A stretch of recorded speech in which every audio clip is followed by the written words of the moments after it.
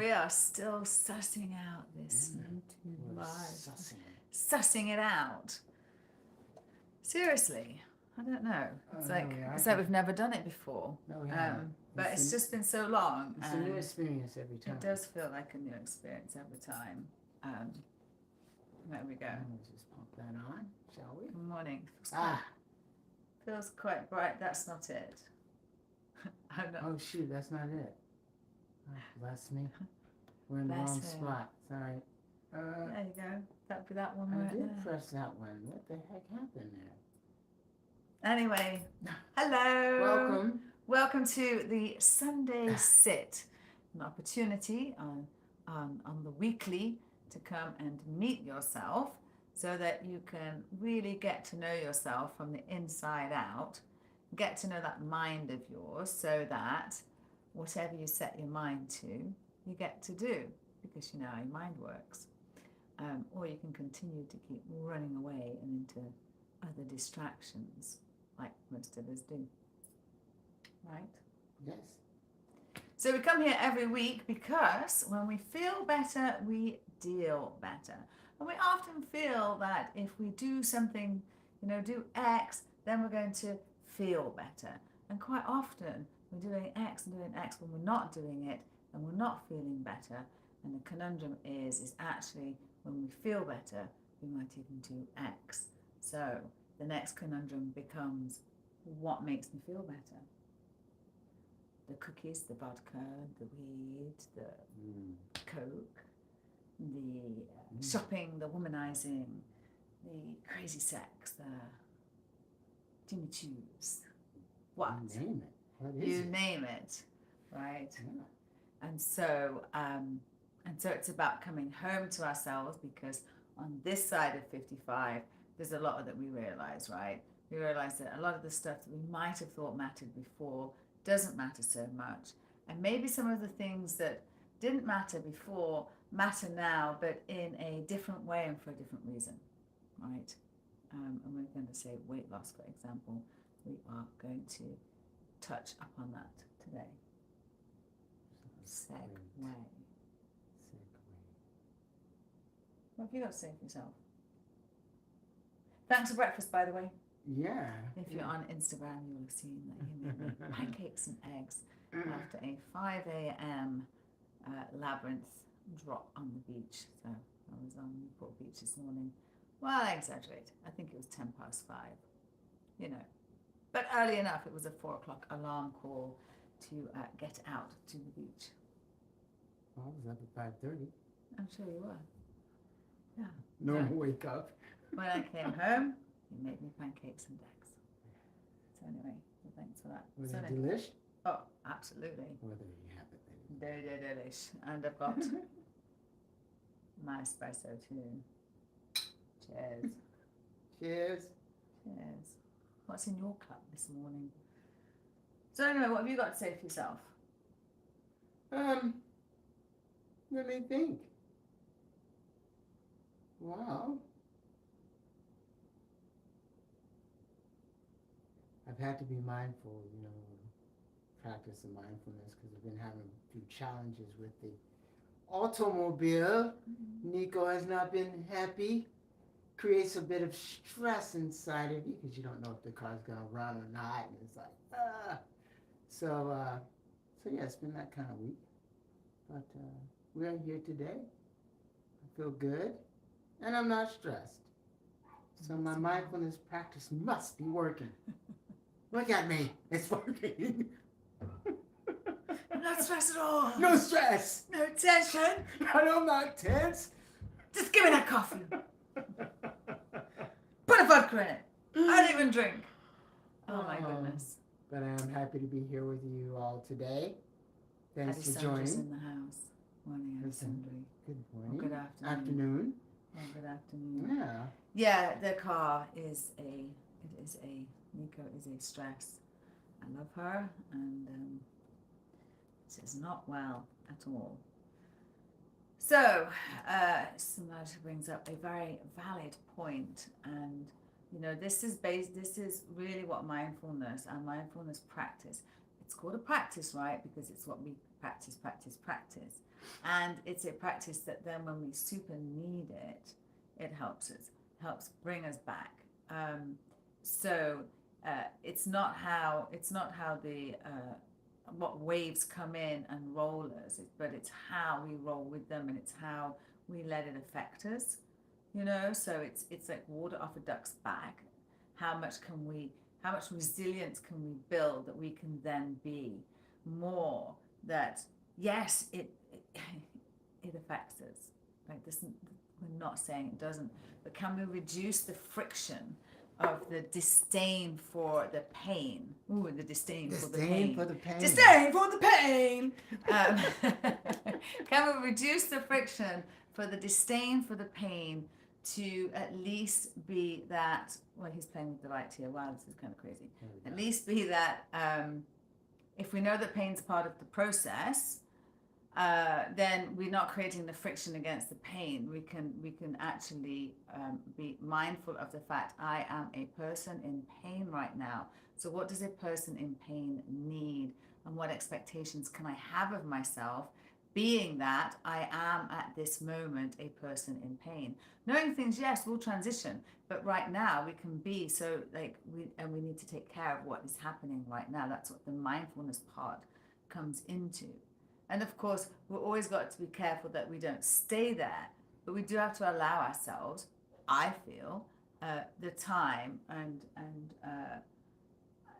process. I was thinking about that this morning because people will say, someone was talking about menopause and saying that you've changed to somebody else, and it's not that someone's changed, or that the butterfly, when it comes out of the chrysalis, that you can say to the chrysalis, you're going to be a butterfly, so this is what you need to do. You need to know how to fly, because right now I'm not. I am, but I'm not. And that's where we're at. I am, but I'm not. And we're in this constant, really, we are in this constant, in any event, along with menopause actually exacerbating that. You go from tiny baby to toddler to priest, whatever, to teenager, to we have these transitions all the way through. And then we have this like massive one just when, especially for most women, we might feel like, hey, I've got this, like, I've got this. And then all of a sudden you're like, what the fuck? I don't got this. This got me. And I don't even know what this is. And I have no idea who I am. And it can be a real super mind fuck. And along with it come a lot of other things, aches and pains and weight. Yeah, that just seems to. And so for me, we had COVID, we had Kundalini fallout. I think that affected me way more than I at the time thought. So that has been like the biggest thing I've had to try and work through, and coming back on this side of the screen, and still makes me feel. So there was that, my teeth breaking, literally, so much, and but perhaps that's all part of it. We can't see that at the time. We can see it at the time that it's part of it, but it's hindsight. And mindfulness will help us be present to now, like Samaj says. Our car's sitting outside and she's not well, but right now we're sitting here and we've had pancakes, or I've had pancakes, and here's some too. And we're mindful of the fact that these things can coexist. I think perhaps maybe that's a good one, that these things can coexist together, side by side. Love and pain, love and fear. Just because one's there doesn't mean the other's not there, because we tend to feel like we're failures if we're afraid. And I spend most of my time afraid. That's why I do the work that I do, because life scares the shit out of me, to be quite honest. What about you? Well, we're always we're trying to return to center, but I always say I'm trying to return to off center because I'm not quite in the center. What we got? Yeah, Adi Sundra's saying that she remembers years ago you were always on the other side of the camera, but also working on the car. She's, you know, with 252,000 miles on her, she's requiring a little bit more TLC these days. Yeah. That's all. So Anyway, should I at the grab farm, yes. I the miss farm? the farm. Oh, we miss it so much. Yes. The beach is great. It's a different lifestyle for sure down here, but I do miss the farm. Yes. Or I cherish. In fact, I think I'll change that wording. I cherish my time at the farm. Yes, I prefer that. absolutely. There you go. There was a great. No, so mindfulness there. That was an exact example of trying to be, if you're mindful of what comes out. So I heard that. You know, I miss the farm, and then I was thinking I loved my time there. So why not say I cherish the time I had at the farm? So there we go. Indeedy. Oh, Addie Sandra's still on hers. How wonderful with the horses. That's pretty cool. Yes. What are you doing with that book? This is my question book. Oh, what's the question? You've got a question. For the week, which segues right into what you were saying earlier. So let's see, which question will I grab? Yeah, how about this one? Will mindfulness help with menopause and weight loss? What do you think? I think I want to give my fan a mention. I love the fan. This was a gift this morning. Isn't this gorgeous? And let me tell you, it is like a wonderful. Great fan. Sayalito, my friends, my new friends, Pan Ivy. Pan Ivy. Inside joke, they'll get that. But Ivy thought of me. It does look like a lollipop, doesn't it? My girl lollipop. I particularly like the music. It's kind of disturbing. Anyway, I was at the Dory Deli this morning at Newport Beach after dropping my labyrinths, and Pat and Ivy came in, and she came back with this, and she thought of me while she was on vacation. And my definition of love is when someone thinks of you when you're not there. So the fact that she was on vacation with her family and she thought of me and then brought this all the way back and then thought this morning to come to the beach, knowing that I would be there, and that's where we see each other on Sunday mornings, just melts my heart. And it's really freaking cool. And she kept sitting there going, it's so you, it's so you. And I was like, it so is. So anyway, how about that? How about that? Addison just says peekaboo. Peekaboo. I love it. I can actually hide behind it. Yeah. Hello. Goodbye. Hello. Anyway, it's time to sit, shall we? Did I ask you a question? I didn't answer it, did I? No. How can mindfulness help with mindfulness? Well, I think we've touched upon it, and I'll be doing more about this in the group program Fast Food Freedom. But what it does help with is there are a lot of emotions riding as well with the menopausal passage and beyond, up to 10 years and beyond. And it can help us to be honest with ourselves, because I think that this is the time when we really do. For me, at least, I thought I was being honest with myself, but this was like a radical kind of honesty. And mindfulness will help us see what we're desiring and what we're doing, where there's a disparity, a gap that we can bridge, right? And oftentimes when we're gaining weight, we're also eating differently, more so, perhaps eating for emotions. And so we can become more mindful of why we're eating, what we're eating, and when we're eating it, because that can also help. For me, I can't really reduce, so I have to eliminate. And again, I'm going to talk more about it, but yes, I had 30 pounds just come and take residence, and it didn't feel good. I didn't feel good. And also, I felt, especially being on this side of 55, that, you know, the risk of metabolic syndrome, the risk of diabetes. My dad was only 6 years older than Samaj when he died, and that all was just became quite shocking to me in December 2021, going into January 2022. And so it all became like super real, and also the fact that we don't have someone to come and look after us. We don't have children, not that children are there to look after you, but there isn't anyone to come, you know, check on us, or that we need to stay able, not to mention we just, in any event, would want to stay able. And so I just started. And those 33 pounds have now gone, and I'm in a rhythm right now that I've never been in before.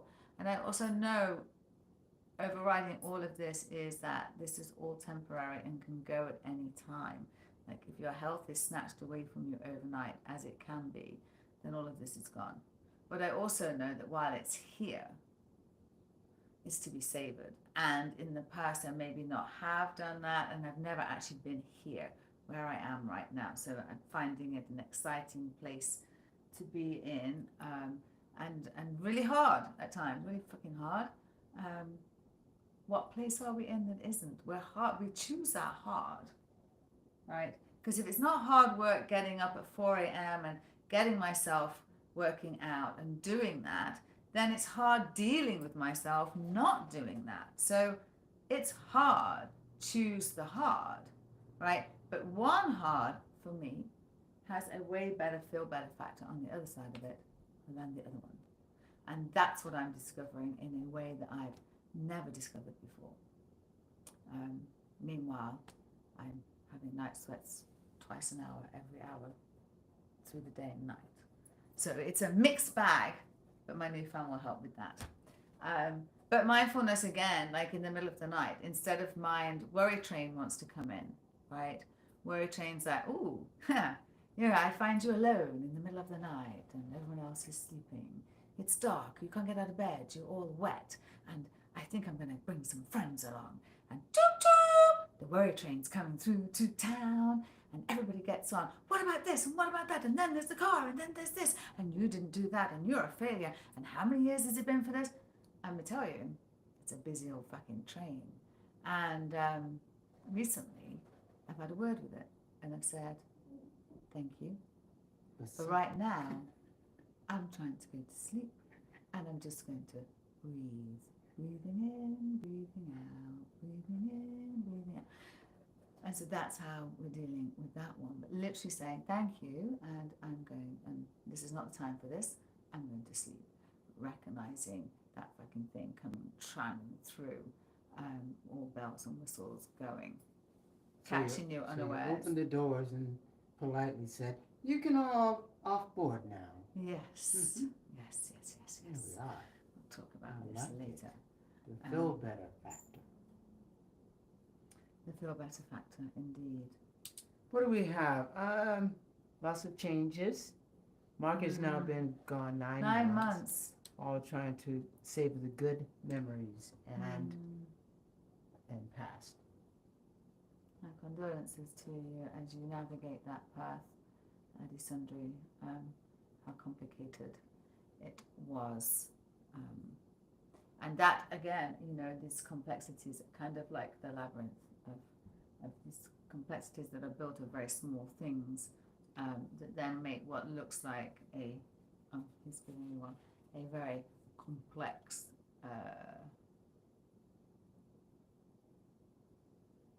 situation. The labyrinth, complex. So it starts in the middle, right? I found myself at a crossroads looking for a roundabout, and I found the labyrinth, which interestingly I'm doing some reading Japanese reading and talking of the Enso circle, the never ending, never closing Enso circle. And Kundalini always spoke about that circle, right? Mm-hmm. Or I like this. It's not closed, and the labyrinth is not closed as well. You know, and I think today we'll instead of just sitting, we'll have a little sit at the end, but let's just take a little journey on the labyrinth together, and then you're sorry, I'm like blocking your face. Blocking my beautiful, your beautiful face. And you can then maybe relate a little more. So obviously we were traveling to the center of the labyrinth, and what they say is that on the way in the labyrinth, we release, and then when we get to the center, we receive, and on the way out, we integrate, right? And I have a little trick.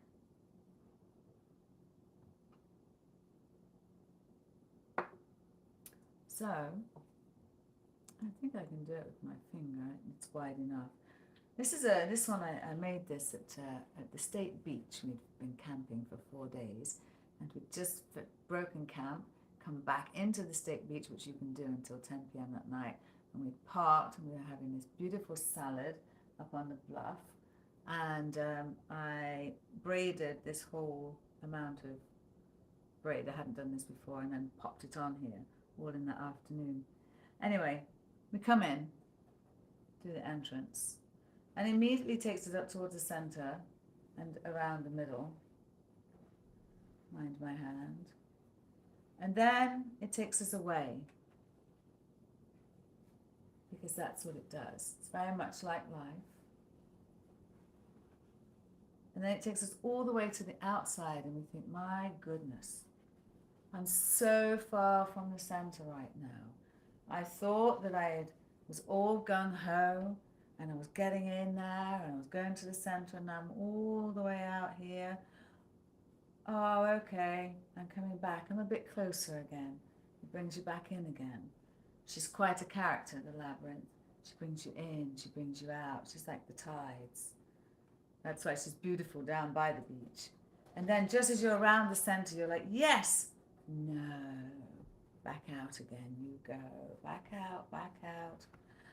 And again, back out again, even more and more and more, until you get to Fuck It Corner, and you're just like, I'm never gonna get there.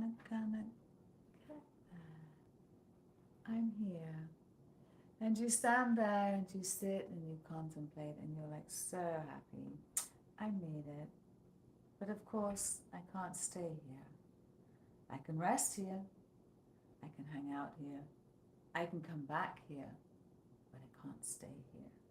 And we walk out, and it's said that we're not the same person walking out, because we walked in. And when we walked in, we hadn't walked. And now we're walking out. We have walked. And even though we're walking out and we're going to take the same path, it's in a different direction. And so it's not the same, but it is. But it's not. And so we go back out again. And again we go in and around, and we get closer, back in. We're supposed to be going out, and oh, here we go, out, out, all the way out. This morning's was a 15 lane. I think this is an 11. It was a very big one. And still going round. But unlike a maze, you see, you don't have to think about where you're going. You just have to keep stepping, and then you come out. Sandy banks. and you have arrived. And for me, life is this labyrinth. It is, we enter, we're born, and when we exit is when we go.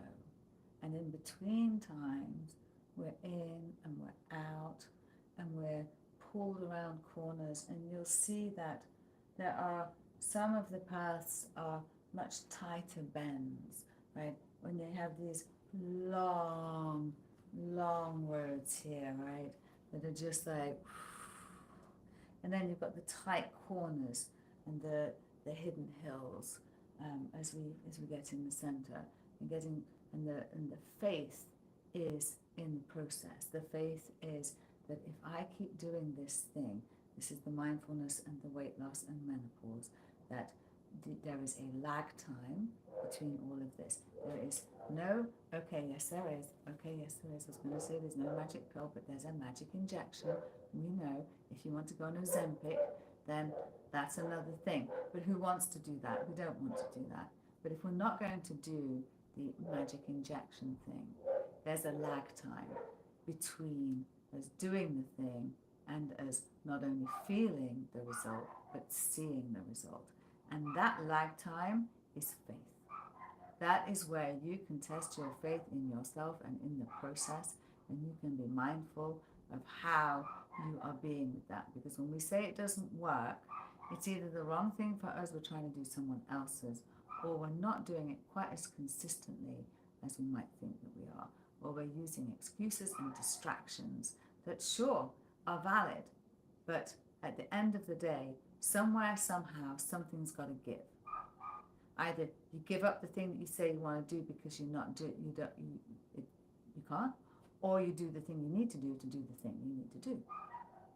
Mindfulness will show you where that is.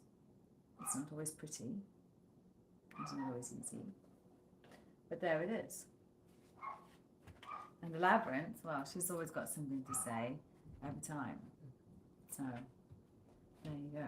It's a little bit of an intro to the, we're surrounded by them. They're everywhere.